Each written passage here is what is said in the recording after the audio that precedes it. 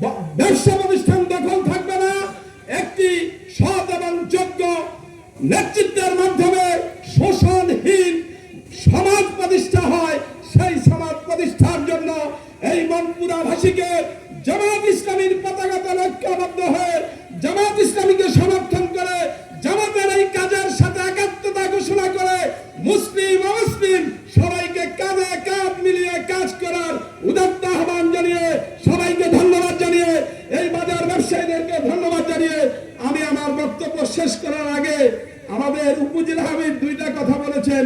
একটা হচ্ছে চর নিজাম, আরেকটা হচ্ছে বিদ্যুৎ। চর নিজামের ব্যাপারে আমরা প্রতি মাসেই সম্মানিত ডিসি মহোদয়ের সাথে বসি, আমরা বিষয়টা সেখানে তুলব ইনশাআল্লাহ।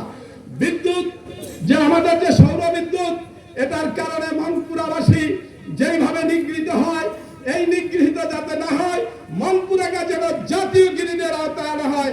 আমরা আগামী মাসের বৈঠকে ইনশাআল্লাহ ডিসি অফিসের মিটিংয়ে আমরা এই ব্যাপারে আলোচনা করব যাতে মনপুরাবাসী উপকৃত হয়। আপনাদেরকে ওয়াদা দিয়ে আপনাদেরকে ধন্যবাদ জানিয়ে আমি আমার বক্তব্য শেষ করছি।